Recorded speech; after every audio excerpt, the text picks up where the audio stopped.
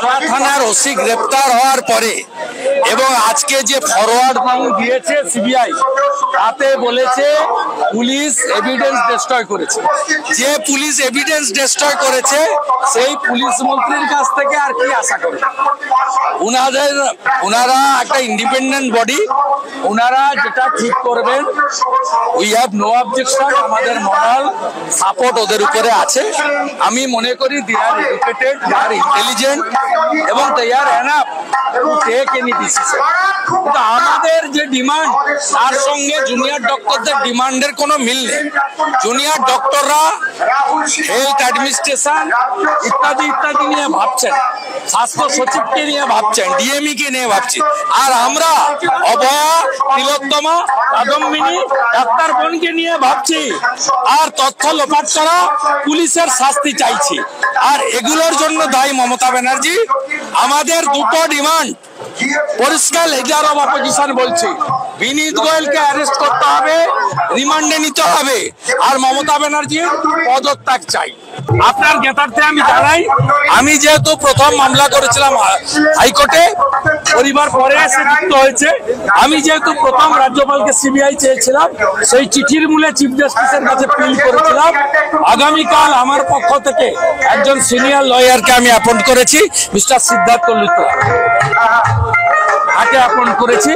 আমরা কাল আশা করব সুপ্রিম কোর্ট ন্যায় বিচার দেবে, তথ্য প্রমাণকারী পুলিশ এবং স্বাস্থ্য দপ্তর, পুলিশ এবং স্বাস্থ্যমন্ত্রী তার বিরুদ্ধে ব্যবস্থা হবে। ভারতীয় জনতা পার্টি 18 তারিখ থেকে লাগাতার প্রোগ্রাম করবে। 25 তারিখে হাজরা মোড় চলো, মানে কালীঘাট চলো।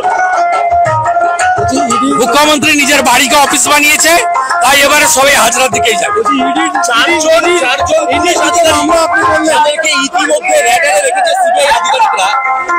আপনি বলছেন, আমি তো জানি না। বিনীত গোয়েল, অভিষেক গুপ্তা যে দুজন আইসি পড়াতে গেছিল, এদেরকে কাস্টডিতে নিতে হবে। সঙ্গে নির্মল ঘোষ, মিঠু মজুমদার কাস্টডিতে নিতে হবে।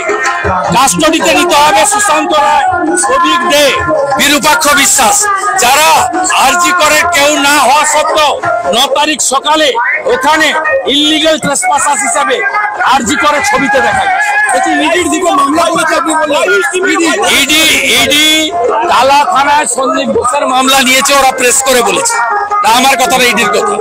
আরো একটা পিএমএলএতে ইডি মামলা চালু করেছে, এসআইআর করেছে, যাতে এন্টার হেলথ রেকর্ড সামনে চলে আসে, including Mamata Banerjee, including SP Das.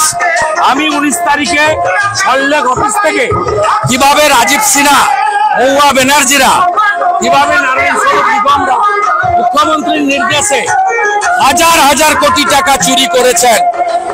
এমনকি মহুয়া ব্যানার্জি এমপি ল্যাডের অ্যাম্বুলেন্স কিনতে গেছেন পাঞ্জাবে।